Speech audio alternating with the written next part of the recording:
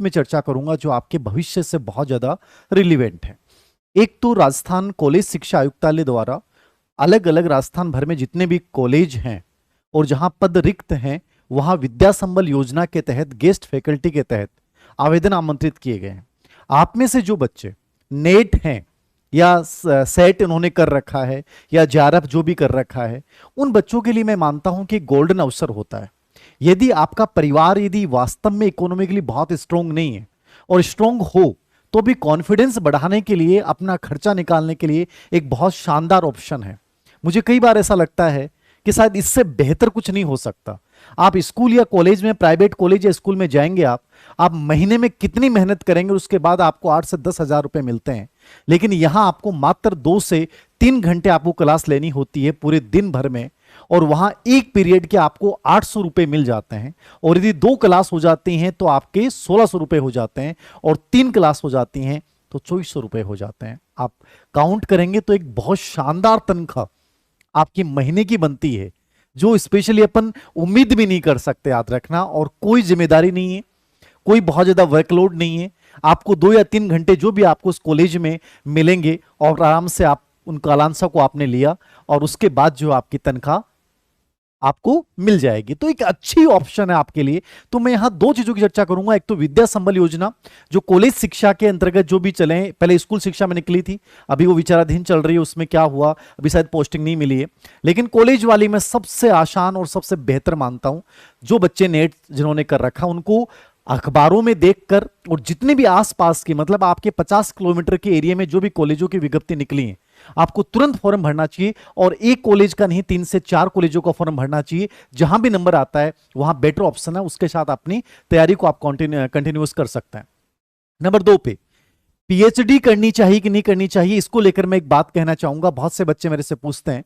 अभी कई यूनिवर्सिटीज के पीएचडी के फॉर्म निकले हैं, जैसे राजस्थान में शेखावाटी यूनिवर्सिटी के फॉर्म निकले हैं और बम्पर वैकेंसी हैं, शायद बहुत ज्यादा वैकेंसियां हैं। मैं आपको ये बताना चाहूंगा कि पीएचडी करने के 2 फायदे हैं। एक तो आपको भविष्य में इन फ्यूचर हो सकता है कि पीएचडी वाली मतलब एक अनिवार्यता योग्यता के रूप में कर दी जाए। अभी फिलहाल नहीं है, असिस्टेंट प्रोफेसर में केवल नेट और सेट चाहिए, लेकिन आने वाले टाइम में होगी। नंबर 2 पे आप बेरोजगार भी रहते हैं और आपने पीएचडी में आपका रजिस्ट्रेशन हो जाता है, तो राजस्थान सरकार की इस बार के बजट में घोषणा थी कि आपको महीने के 20,000 रुपए दिए जाएंगे। आप सोचिए 2 साल तक आपको प्रत्येक महीने के 20,000 रुपए मिल जाते हैं और आपकी पीएचडी भी साथ साथ चल रही है। इससे ज्यादा क्या होगा, सोने पे सुहागा। मतलब दोनों ऑप्शन आपके पास बेस्ट ऑप्शन है। तो मैं ये चाहूंगा कि आप इन कॉलेजों के लिए भी, जो बच्चे जिन्होंने नेट सेट कर रखा है और जो बच्चे एलिजिबल हैं, उनको भरना चाहिए फॉर्म। और नंबर 2, जिनकी पीएचडी नहीं हुई है और जिनका एक रुचि भी है और जिनको भविष्य में कॉलेज एजुकेशन में जाना है, उनको करनी चाहिए। इस बहाने आपको महीने के 20,000 रुपए राजस्थान सरकार द्वारा मिलेंगे। और यदि आप जेआरएफ हैं तो वैसे आपको लगभग 37,000 के आसपास वैसे मिलते हैं। यदि नेट है, मान लो पीएचडी आपका रजिस्ट्रेशन हो गया तो 20,000 रुपए मिल जाएंगे। जेआरएफ है तो ऑलरेडी आप यूजीसी के द्वारा आपको 37,000 मिलते हैं, तो डबल फायदा है। तो देखिए, ऐसी विज्ञप्ति आपने अखबारों में देखी होगी। अभी विद्या संबल योजना की मैं बात कर रहा हूं, तो विद्या संबल योजना में सभी कॉलेजों के आ रहे हैं। आप 4 या 5 दिन के अखबार खंगाल लेना, ये सभी कॉलेजों की विज्ञप्ति आई हुई है। जैसे खींवसर नागौर की है, ठीक है ना, सेम विज्ञप्ति है कि आपको 800 रुपए प्रति कालांश के मिलेंगे और अधिकतम 14 कालांश आपको वीक में मिलेंगी। तो आप मतलब दिन के 2 पीरियड मानो, आप मजे हो गए आपके, ज्यादा पीरियड भी नहीं है, फुल टाइम आपको मिल जाएगा, कॉन्फिडेंस बना रहेगा, ठीक है। तो ये नागौर का है। ऐसे हर जगह है, हिंदी, अंग्रेजी, इकोनॉमिक्स, राजनीति विज्ञान, भूगोल, सोशोलॉजी और इतिहास। इसमें जो 2 विषय में इकोनॉमिक्स और सोशोलॉजी की बात करूं, यदि इसमें कोई बच्चा नेट है तो लगभग उसको जिस कॉलेज में भी आवेदन करेगा वहीं उसका जो है नंबर आ जाएगा, क्योंकि इनमें लगभग पोस्ट खाली रहती हैं। हमारे कॉलेज में इकोनॉमिक्स की पिछली बार आवेदन ही नहीं आए, तो एक अच्छा ऑप्शन है, याद रखना। ऐसे ही जैसे ये कॉलेज है अजमेर का है, पृथ्वीराज चौहान, यहां भी जैसे यही सेम शर्तें होंगी, याद रखना। अनुपालना में राज्य सरकार द्वारा घोषित 24 सप्ताह अर्थात फरवरी तक को आपको रखा जाएगा और 800 रुपए आपको मिलेंगे। और आपका आवेदन जो है वो 26 तारीख तक आपको करना है। ये हर कॉलेज का निकला है, पर्टिकुलर कॉलेज के अखबारों में देखिए। यदि आपसे इतनी मेहनत भी नहीं होती है तो मैं कर सकता हूं टेलीग्राम पे आपको सब शेयर कर दूं, ठीक है। तो ये जैसे पृथ्वीराज चौहान में साइंस के खूब सारे हैं। विजयनगर इसके अधीन जो भी कॉलेज है, हिंदी साहित्य, अंग्रेजी, राजनीति विज्ञान, अर्थशास्त्र, भूगोल, संस्कृत, तो ये अजमेर वाले बच्चों के लिए काफी उपयोगी है। ऐसे ही ये है इसका सीकर का निकला, देखिए सीकर एस के कॉलेज का निकला है, तो इसमें भी वही है कि आपको 25 अगस्त तक आपको 3 बजे तक कार्यालय राजकीय कन्या महाविद्यालय सीकर में आमंत्रित आपको अपना आवेदन पत्र भेजना है। और इसमें लोशल के आसपास 3 विषय हैं, हिंदी, साहित्य, इतिहास और समाजशास्त्र, अर्थशास्त्र और भूगोल, 5 विषय हैं, ठीक है ना, जिसमें इतिहास तो मैं ही खाली करके आया था यहां से, ठीक है, और बाकी हैं। कन्या महाविद्यालय फतेहपुर में सभी के सभी हिंदी, साहित्य, लोक प्रशासन, इतिहास, भूगोल, सोशोलॉजी, अंग्रेजी साहित्य, राजनीति विज्ञान, रसायन शास्त्र, गणित, फिजिक्स, वनस्पति शास्त्र और प्राणी शास्त्र। मतलब मैं ये कहना चाहता हूं कि यदि रियल में आपके ऊपर जॉब की आपको नीड है ना, तो इससे आसान जॉब और इससे अधिक पैसे वाला जॉब कुछ भी नहीं है। आपको सिर्फ 2 पीरियड या 1 पीरियड आपका आएगा और आपको 800 रुपए पर पीरियड के हिसाब से मिलेंगे। आपको आवेदन करने चाहिए, नंबर आता है कि नहीं आता है, ये कितने आवेदन आते हैं, उसमें कौन सा कितना योग्यताधारी होता है उस पर डिपेंड करेगा, लेकिन फॉर्म आपको भरने चाहिए और ये अखबारों में डेली विज्ञप्ति आ रही है। दूसरा ऑप्शन मैं उन बच्चों के लिए बोल रहा हूं जो बच्चे कह रहे हैं कि सर हमें पीएचडी करना चाहिए कि नहीं करना चाहिए और क्या फायदा है पीएचडी करने का, तो मैं एक सिंपल सा बताऊंगा। जैसे शेखावट यूनिवर्सिटी की निकला है आरईटी 2023 और सितंबर में इसकी एग्जाम होगी। कंप्लीट नेट वाली चीजें हैं, 2 पेपर होते हैं, कोई नेगेटिव मार्किंग नहीं होती, याद रखना।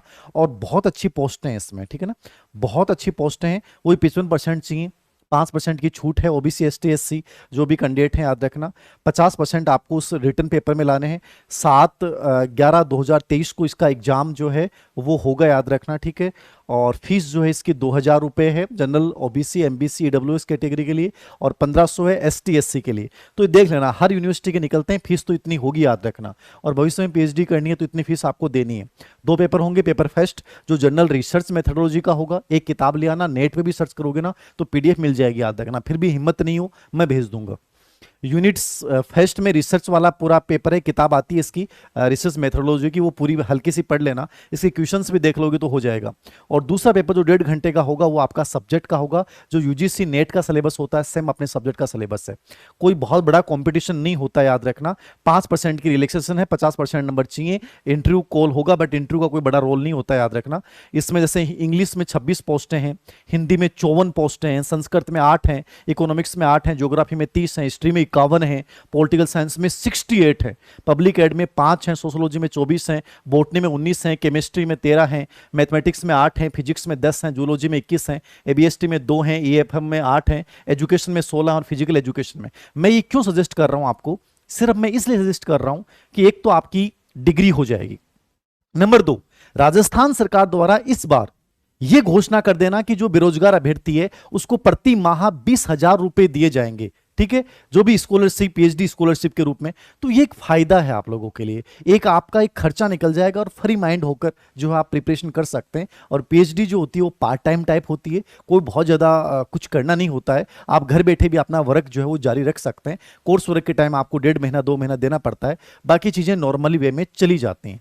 तो ये 2 ऑप्शन मैंने आपको दिए हैं, जो बच्चे स्पेशली उच्च शिक्षा में जाने का सपना देखते हैं और जिन बच्चों ने नेट सेट कर रखा है, जेआरएफ कर रखा है, वो यदि जाना चाहते हैं, 2 ऑप्शन मैंने आज दिए हैं। ये मेरे अकॉर्डिंग आपके लिए वर्तमान समय को देखते हुए, समय की नजाकत को देखते हुए अच्छे ऑप्शन है। बाकी वैकेंसीज के बारे में आप बार बार पूछते हैं, तो वैकेंसियां आ जाएंगी आचार संहिता लगने से पहले। ग्रेड फर्स्ट और स्पेशली ग्रेड सेकंड की बात कर रहे हैं अपन, बाकी सब वैकेंसियों के लगभग विज्ञापन आ चुके हैं और बाकी के आ जाएंगे। तो बस अपनी प्रिपरेशन को कंटिन्यू रखिए। देखिए वो उससे बड़ी तो कुछ भी नहीं है, गवर्नमेंट जॉब से कुछ भी बढ़िया नहीं है, लेकिन ये आपको एक संबल प्रदान करने का एक तरीका है। तो कोशिश करें कि जब तक अपन सेटल नहीं होते हैं तब तक आंशिक रूप से यदि हमें कहीं से सहायता मिलती है तो हमें लेने में हर्ज नहीं करनी चाहिए, ठीक है। तो थैंक यू वेरी मच।